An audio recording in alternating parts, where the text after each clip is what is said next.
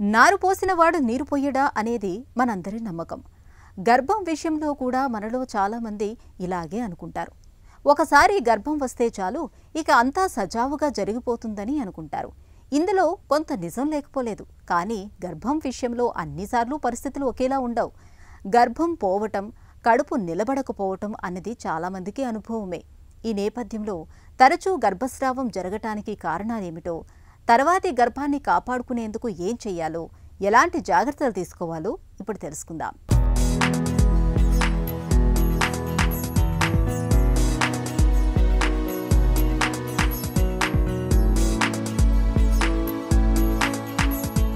మాతృత్వం ఒక వరం, నవమాసాల కమ్మదనం. అందుకే పెళ్ళైన ప్రతి స్త్రీమూర్తి సాధ్యమైనంత త్వరగా తల్లిని కావాలని, అమ్మదనంలోని కమ్మటి అనుభూతుల్ని ఆస్వాదించాలని ఆరాటపడుతుంది. అయితే కొంతమందికి నెలతప్పిన ఆనందం మూన్నాళ్ల ముచ్చటగానే మారుతూ ఉంటుంది. కారణమేదైనా అర్ధాంతరంగా గర్భం పోవటం అన్నది మాత్రం మానసికంగా తీవ్ర వేదనను తెచ్చిపెడుతుంది. ఒకసారి గర్భం పోయిందంటే మనసు నిండా ఎన్నో అనుమానాలు ముసురుకుంటాయి. మళ్ళీ గర్భం వస్తుందా రాదా, అసలు ఎందుకిలా జరిగింది, ఒకవేళ వచ్చినా నిలబడుతుందా, లేక మళ్ళీ ఇలాగే అవుతుందా, మళ్ళీ గర్భం కోసం ఎప్పుడు ప్రయత్నించవచ్చు, ఇలాంటి సందేహాలు అనంతంగా ముసురుకుంటూ ఉంటాయి. తరచుగా అబార్షన్స్ అవ్వడము అంటే మనకి చాలా కారణాలు ఉంటాయండి దానికి. అది ఏ మంత్స్లో అంటే ఫస్ట్ 3 నెలల్లో అవుతుందా, లేకపోతే 3 నెలల నుంచి 20 వారాల వరకు అవుతుందా, లేకపోతే 24 వారాల వరకు మనం అబార్షన్స్ అంటాము. తర్వాత ప్రీటర్మ్ డెలివరీస్ అంటాం అన్నమాట. కొందరికి 27 వీక్స్కి 28 వీక్స్కి అవుతుందా అన్నది చూసుకోవాలన్నమాట. 3 కన్నా ఎక్కువ సార్లు కాన్సిక్యూటివ్ అంటే ఒకదాని తర్వాత ఒకటి అట్లా తరచూ అబార్షన్స్ అవుతే దాన్ని రికరెంట్ ప్రెగ్నెన్సీ లాస్ అంటారు. ఫస్ట్ 3 మంత్స్లో మనకి ఎందుకు ఎక్కువగా అబార్షన్స్ అవుతాయి? ఒకటి మనకి మోస్ట్ కామన్గా చూసేది పీసీఓడి. ఈ పీసీఓడిలో ఏమవుతుంది అంటే మనకి లుటియల్ ఫేజ్ డిఫెక్ట్ అంటాము. ఈ పర్టికులర్ డిసీజ్లో ప్రొజెస్ట్రాన్ డెఫిషియన్సీ ఉండడం వల్ల వాళ్ళకి ఆన్ అండ్ ఆఫ్ బ్లీడింగ్ అవ్వడము, ఇంకొకటి ఎక్కువగా పోవడం, ఫస్ట్ 3 మంత్స్లోనే అబార్షన్స్ అవ్వడం జరుగుతూ ఉంటుంది. థైరాయిడ్ డిజార్డర్స్ వల్ల కూడా మనకి ప్రెగ్నెన్సీ లాస్ అన్నది అవుతుంది. ఆటో ఇమ్యూన్ డిజార్డర్స్లో యాప్లా కానీ, రుమటాయిడ్ ఆర్థరైటిస్ కానీ, ఎస్ఎల్ఈ కానీ, ఇట్లాంటివి ఎటువంటి ఆటో ఇమ్యూన్ డిజార్డర్స్ ఉన్నా కూడా తరచూ ప్రెగ్నెన్సీ లాస్ అన్నది జరుగుతూ ఉంటుంది అనమాట. అంతేకాకుండా మనకి గర్భసంచి లోపల ఏమన్నా developmental issues like Mullerian anomalies అంటారు. గర్భసంచి మనకి రెగ్యులర్గా చూసుకుంటే కనుక ఈ షేప్లో ఉంటుందన్నమాట. ఈ షేప్ కాకుండా ఇది ఫార్మేషన్లో కొన్ని ప్రాబ్లమ్స్ కనుక ఉంటే దీని లోపల సెప్టమ్ అంటే గోడ రావడం కానీ, లేకపోతే మనకి కొన్నిసార్లు ట్యూబ్స్ ఫామ్ కాకపోవడం కానీ, లేకపోతే యూట్రస్ డైడెల్ఫిస్ అంటారు. అంటే ఇది మనకు ఒకటిగా కనిపిస్తుంది కదా, ఇదే చీల్చి 2 గర్భసంచుల్లాగా ఉంటాయన్నమాట. అట్లా ఉండడం కానీ, లేకపోతే కొన్నిసార్లు గర్భసంచి కూడా కొంచెం హైపోప్లాస్టిక్గా ఉండడం, అంటే సైజు కన్నా కూడా చిన్నగా ఉండడం వల్ల కూడా మనకి అబార్షన్స్ అన్నవి జరుగుతూ ఉంటాయి అన్నమాట. పిండం 6వ నెలకు ముందు లేదా 500 గ్రాముల బరువులోపు ఉండి పడిపోయినప్పుడు గర్భస్రావంగా చెబుతారు డాక్టర్లు. వరుసగా 2 నుంచి 3 సార్లు అలా జరిగినప్పుడు దానికి గల కారణాలు విశ్లేషించాల్సి ఉంటుంది. సాధారణంగా ఎప్పుడైనా ఒకసారి గర్భస్రావం జరగటానికి 50% మహిళలకు అవకాశం ఉండొచ్చు. ఇవే కాక దీనికి ఎన్నో కారణాలుంటాయి.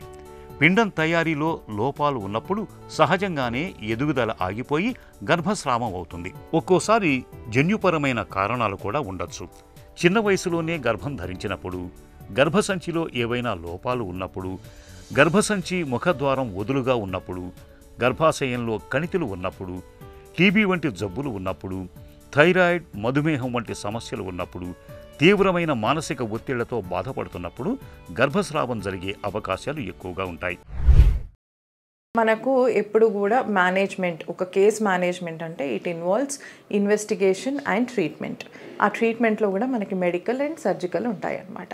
సో ఇప్పుడు ఈ పర్టికులర్ మనము తరచూ అబార్షన్స్ అయ్యే దాంట్లో కనుక ఇన్వెస్టిగేషన్స్ చూసుకుంటే మనము రొటీన్ బ్లడ్ ప్రొఫైల్, మనకి ఏమేమి రొటీన్ టెస్ట్లు ఉంటాయో వాటన్నిటితో పాటు full thyroid profile with anti TPO antibodies, protein C, protein S, and also APLA profile and also ANA profile and also మనకి యాంటీ థ్రాంబిన్ 3 అండ్ ఆల్సో మనకి OGTT 75 grams అండ్ ఆల్సో మనకి fasting post lunch and also HbA1c.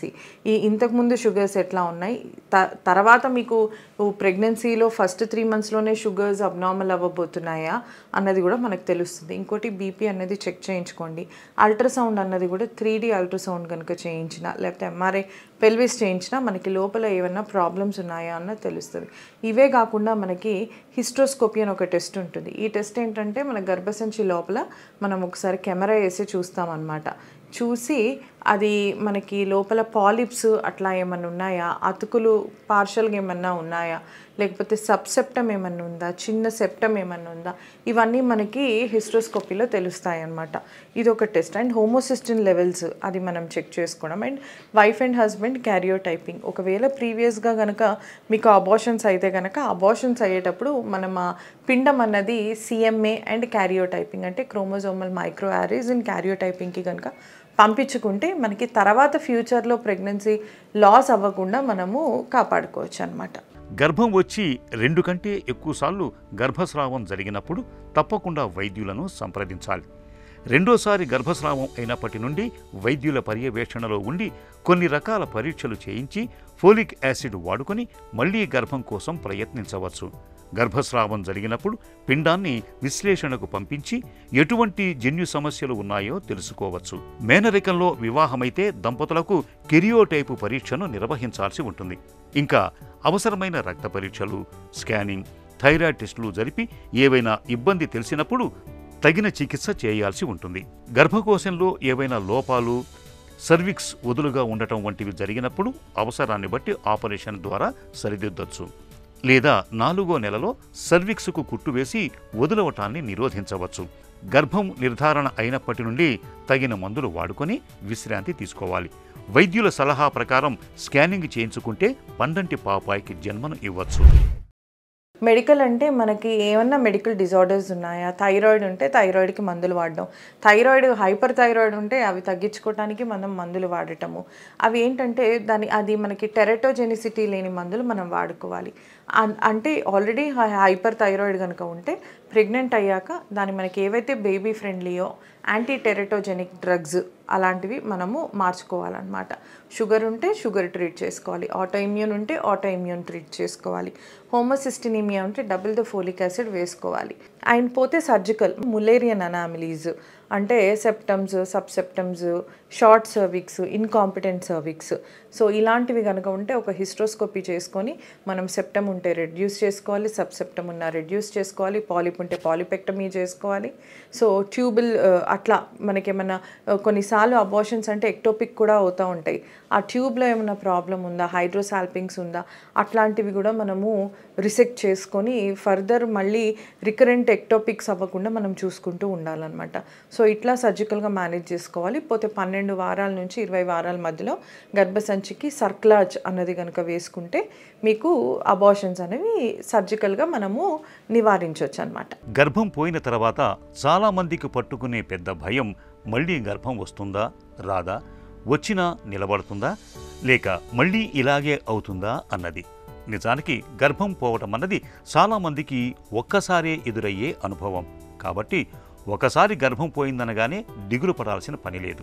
గర్భం పోయిన తర్వాత సహజంగా ఒక ఋతుచక్రం అయ్యే వరకు ఆగి ఆ తర్వాత మళ్లీ గర్భం కోసం ప్రయత్నించవచ్చు. సాధారణంగా ఆరోగ్యకరమైన ఆహారం తీసుకోవటం, మద్యం, పొగ వంటి వాటికి దూరంగా ఉండటం, గర్భధారణకు ముందు నుంచే విటమిన్లు, ఫోలిక్ యాసిడ్ మాత్రలు వంటివి తీసుకోవటం, అధిక బరువు లేకుండా చూసుకోవటం, ఇవన్నీ తరువాతి గర్భం ఆరోగ్యకరంగా సాగేందుకు దోహదం చేస్తాయి.